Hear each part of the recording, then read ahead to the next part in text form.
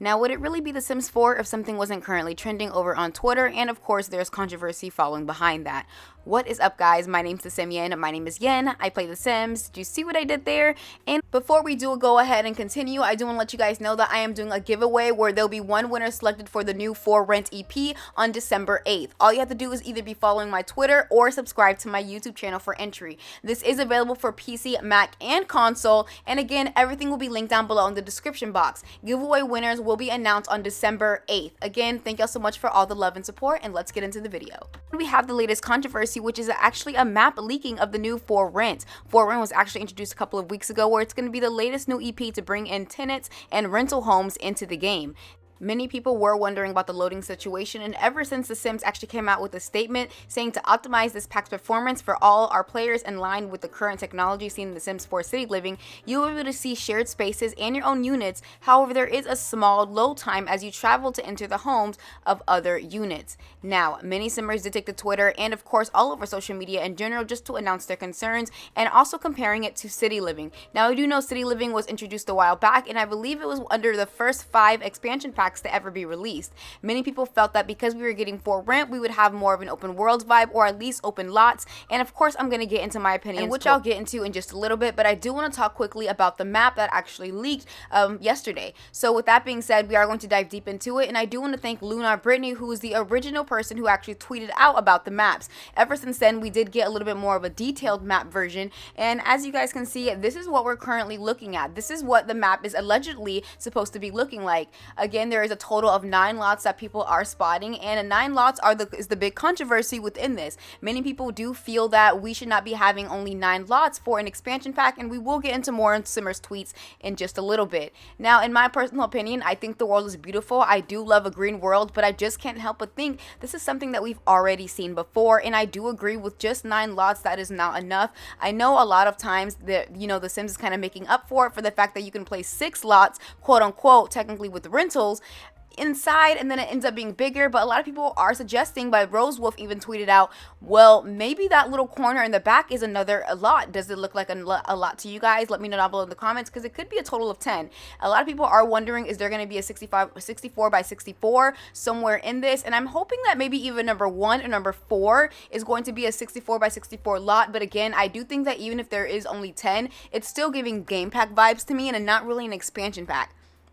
Now, again, many people are arguing that Simmers are being silly and overreacting, considering that we can now place up to 6 units on one lot, meaning over a total of 428 Sims could be living all over this map, and again, giving it that overpopulated kind of feel. I would love to know your opinions down below in the comments, but I'm going to get into a little bit of speculation and how I feel. I genuinely feel like this is kind of like similar to My Wedding Stories, and if you guys are familiar with My Wedding Stories had a lot of controversy behind it. I mean, it was a different kind of controversy. It was its own set of controversies, but if you weren't there during my Wedding Stories era, I don't know, you were living under a rock. But this was just one pack after another that was a miss. And the reason I'm bringing this up is because of the fact that if you look closely at the My Wedding Stories map, which is the world of Tartosa, you can see that it's giving very similar vibes to the For Rent. So it just seems like we are getting less and less lots. I don't know, is it just me? Do you guys also feel that way? I just feel like compared to all the other expansion packs that we recently have gotten, it just feels like this one is, they're trying to make up for the fact that you can place all these different lots with the fact that, oh look, there's going to be, you know, you can download more people, have more people on the lot, like one single lot, but now we're going to actually like combat it with the fact that there's going to be less lots. Again, this could all be an engine, you know, issue where they feel that if they place more lots, there's going to be more opportunities for people to place more apartments, which means more Sims walking around, which means more loading time, which means more lag. I don't know. You guys let me know down below in the comments. But again, if we take a look at San Sequoia, or we take a look at Chestnut Ridge, which was expansion packs that came out earlier this year.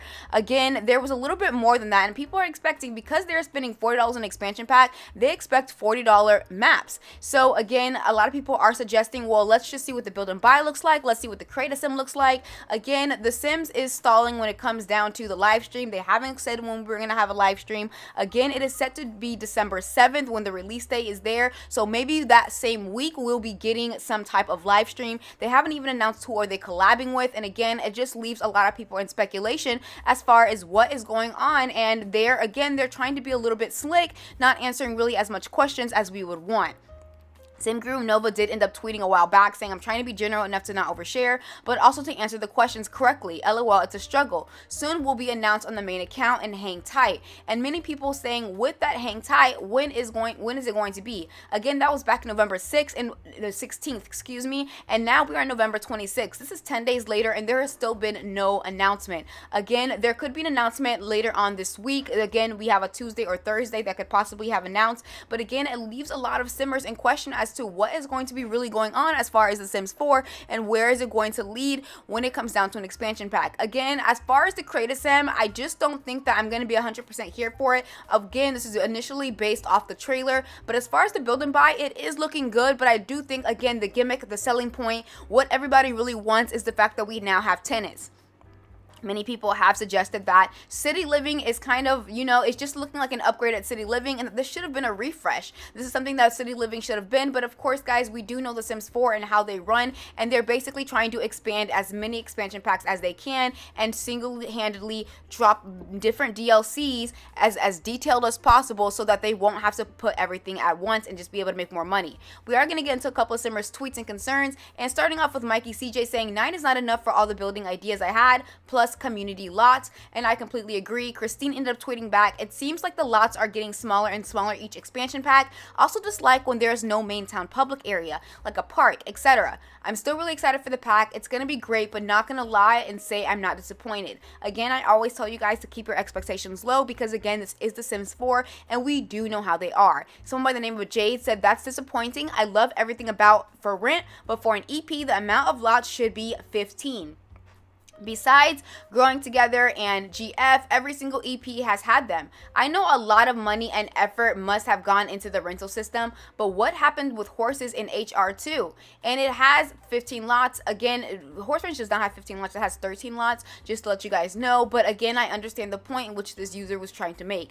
Jamie said, I am of the opinion no expansion pack should be under 13 lots. However, seeing as well we'll be making multifamily units, I'm willing to let this slide. However, I just wanted to be known, I find under 13 to be very limiting, and I completely agree, especially if you're trying to create that, ambiance of multiple people all around the world and just creating that overpopulated look. Someone by the name of Sassy said 9 lots where you can have 6 households per lot. Yeah, that is plenty enough. I was expecting less, to be honest. That is definitely a fair amount given how many lots are in the other worlds where you can only have 1 household. So again, we do have some positive tweets here and there, and someone by the name of Sky said, I have mad respect for the culture representation that they are trying to deliver, but with just 9 lots, most of the apartment buildings, I am guessing, leaves no room for things you might want to build or cafes so your tenants can walk and eat and not set the apartment on fire trying to cook, which I completely agree. I would love to know your thoughts and opinions on what you guys feel about some of these Simmers tweets, and if you guys are relating to this, and how do you guys actually feel about the map size. Now again, we are going to get into SimGuru's tweets, and that is starting off with SimGuru Ninja. Well, not really starting off, he's going to be the only